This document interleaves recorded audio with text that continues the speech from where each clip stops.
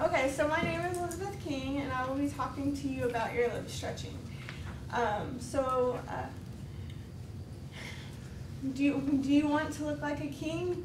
Well, the Prince Tutankhamun, the Egyptian prince, had stretched earlobes. So this topic may not interest you or be relevant to you, but you will gain more insight into the body modification culture, and you will be more open-minded to those who are different than you. I've done extensive researching regarding ear modification, and I myself am at 0 gauge. I have started stretching my earlobes in August of 2011. I will inform you about earlobe stretching, and we'll talk to you about the history and proper practice and terminology regarding it, as well as maintenance of it. The earliest documented history of stretched earlobes was Otzi the Iceman. He lived roughly 3300 BC, and he had tattoos, and he had stretched earlobes. They were about like 5/16 to 5/16 or 3/8 of an inch wide. And the African Mercy and Maasai tribes practice it even today, and Buddhist monks practice it as a form of meditation. Stretched ears are not called gauges. That is like referring to your car as miles, or to tell someone like that their shirt is nice. Like instead of saying, "Hey, I like your shirt," you're like, "Hey, I like your medium." So that's definitely not appropriate at all. Gauges is actually an American term of measurement. The use of millimeters is supported in all other countries. Also, after 00 gauge, the American measurement system becomes fractions of an inch, like 5/8, 7/8, 1 inch and 5/8. So, and gauges or ear spacers are also improper terms for jewelry. Ideal terms include plugs, tunnels, eyelets, ear skins, and spirals, depending on what kind of jewelry you wear. And earlobe stretching is not just a fad, it has a rich cultural history, and I will tell you the proper ways about going about it. So, you would like to use tapers at small sizes, 16 gauge to 2 gauge. The typical ear piercing is about 18 to 20 gauge, to give you a rough idea. And taping via bondage tape or plumber's tape, you wrap it around the jewelry, a couple layers every week or so. And that's recommended for 2 gauge and larger sizes.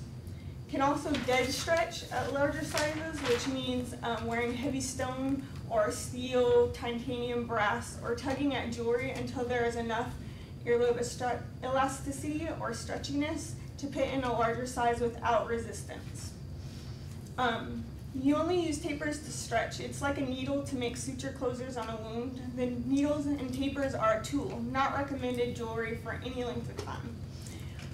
And you would like to wait about a month for healing between 16 gauge and 8 gauge, and wait 2 months until 2 gauge, and about 2 to 4 months from 0 gauge and larger. For initial piercing, wait at least 6 months before attempting to stretch. And I would like to stress, do not use acrylic under any circumstances. It's petrol-based plastic and leaches chemicals when at body temperature, and there have been reports of making earlobes irritated. And I will show you a picture to show the effects of it. See, this is someone who has worn a taper for a good length of time, and that little white ring is where the leeches have the chemicals have leached through the material and gone through their lobes. So that is very, very unhealthy for you. Okay, I will be turning this off. And the proper tools are surgical grade steel, titanium, Teflon, or glass. It's safe because it's autoclavable, so it's free of microbes and bacteria and other stuff, and it's non-porous, so the material doesn't bond to your ear like silicone does. So if you wear silicone and you take it out, you can rip part of your ear flesh with it, so that's not good. And So it's very important to approach the process of stretching at a very slow pace in order to have the healthiest ears. Now we will go into how to keep them healthy. You would like to keep them clean by washing antibacterial soap daily to prevent buildup of dead skin and oils, giving the ear a cheese smell. Yes, that's gross. And you'd also like to wash jewelry daily to keep the smell off. Steel, glass, and stone can be cleaned with mild antibacterial.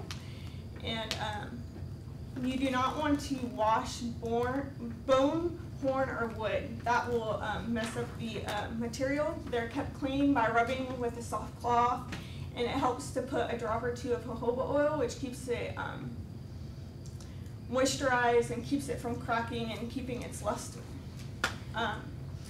And you want to do oil massages and wear protective clothing in the winter.